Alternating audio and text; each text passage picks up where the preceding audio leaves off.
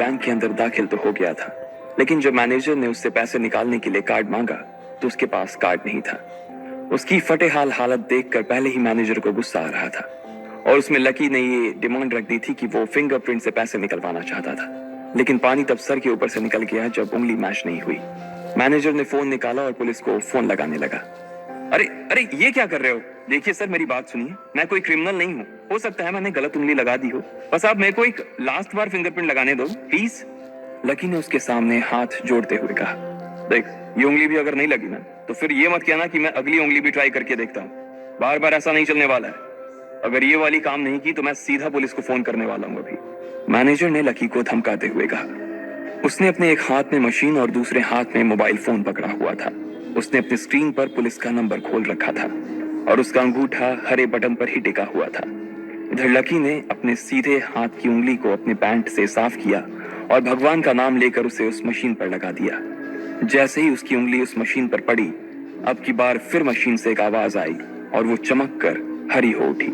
तभी मैनेजर के मोबाइल पर एक मैसेज आया। मैनेजर ने उस मैसेज को पढ़ना शुरू किया। Verification successful. खाता 1, नाम लक्ष्मण लाल अग्रवाल, खाता नंबर 01104।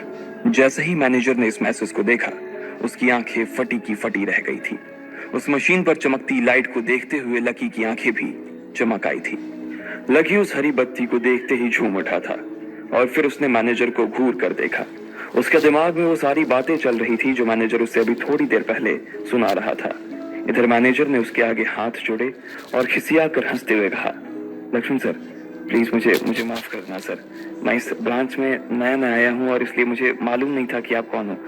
मैं इस ब्रांच का कस्टमर मैनेजर शशिकांत वर्मा हूँ। प्लीज आगे भी मेरा ध्यान रखना सर, प्लीज। Sorry sir. हाँ ठीक है, तो मुझे ये बताओ कि मेरे खाते में कितने पैसे रखे हुए हैं, लकी ने कहा और वो अब सोफे पर बैठ गया। मैनेजर उसके सामने ही खड़ा हुआ था और उसके खाते की जानकारी अपने फोन पर ही निकाल रहा था। उसने अपने फोन पर इधर उधर कुछ उंगलियां चलाई और बोला, हो गया सर, आपके खाते में इस वक्त 90,80,70,650 रुपए रखे हुए हैं सर। शशिकांत के खुद के होश इतनी बड़ी रकम को देखने के बाद उड़ गए थे। उसे विश्वास नहीं हो रहा था कि इस आदमी के खाते में इतना पैसा भी हो सकता था। लकी की शक्ल देखकर तो यही लग रहा था कि उसकी उम्र 20 से 22 साल से ज्यादा नहीं थी। ऐसे में अगर उसके खाते में इतना सारा पैसा रखा हुआ था तो ये वाकई बहुत बड़ी बात थी। शशिकांत अपने मन में ये सोच रहा था कि दुनिया के 99% लोग ही अपनी पूरी जिंदगी काम करने के बाद भी इतना पैसा नहीं कमा सकते थे जितना कि लकी के खाते में इतनी छोटी सी उम्र में रखा हुआ था। लेकिन लकी ने इधर जब उसके फोन में अपने खाते पर पड़ी हुई जानकारी को देखा तो उसे कुछ अजीब सा लगा। उसे लग रहा था कि उसे तुरंत इतने पैसों के हिसाब से अब अपनी जिंदगी को ढालने की कोशिश करनी शुरू कर देनी चाहिए, वरना उसके साथ वही होने वाला था जो आज बैंक में उसके साथ हुआ था। अरे सर, खाते में पैसे के अलावा और भी चीजें हैं जो मैं आपको बताना चाहता हूँ सर। मैनेजर ने फिर से अपनी फोन पर उंगलियां फिराई और बोला, सर एक तो आपके खाते में एक फरारी जुड़ी हुई दिखा रहा है सर।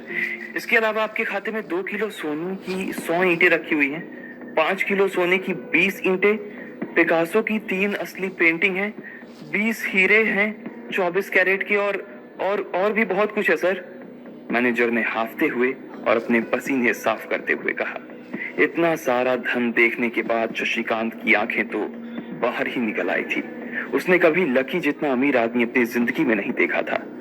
जितना पैसा और सोना और जायदाद उसके पास था, उसका 10% भी इस ब्रांच में किसी और के पास नहीं था। ठीक है, चलो मुझे एक कार्ड दे दो तुम, लकी ने अपने दोनों हाथों को अपने सिर के पीछे रखते हुए कहा। जी सर, मैं अभी आपके लिए एक नया कार्ड बनवा देता हूँ सर, मुझे बस 10 मिनट दीजिए सर, बस 10 मिनट, शशिकांत ने कहा और फिर लकी के सामने ही निकल गया। जितनी देर में लकी ने अपने फोन पर फिर से उस मैसेज को खोलकर देखा, उतनी ही देर में मैनेजर उसके लिए एक चमकता हुआ सुप्रीम कार्ड लेकर उसके सामने आ गया था। लेकिन उस कार्ड को देखने के बाद ना जाने क्यों मैनेजर को ऐसा लग रहा था कि ये कार्ड लकी की संपत्ति के आगे कुछ भी नहीं था। फिर भी मैनेजर इसमें कुछ नहीं कर सकता था, क्योंकि वो जानता था कि उसके पास इस ब्रांच में इससे बड़ा और कोई कार्ड नहीं था। इसलिए फिलहाल वो लकी को यही दे सकता था। उसने उस कार्ड पर लकी का पूरा नाम लक्ष्मण लाल अग्रवाल गुदवा दिया था। लीजिए सर आपका कार्ड, पासवर्ड वगैरह सर आपको ईमेल पे मिल जाएगा। शशिकांत ने मुस्कुराते हुए कहा और वो लकी के सामने हाथ बांधकर खड़ा हो गया।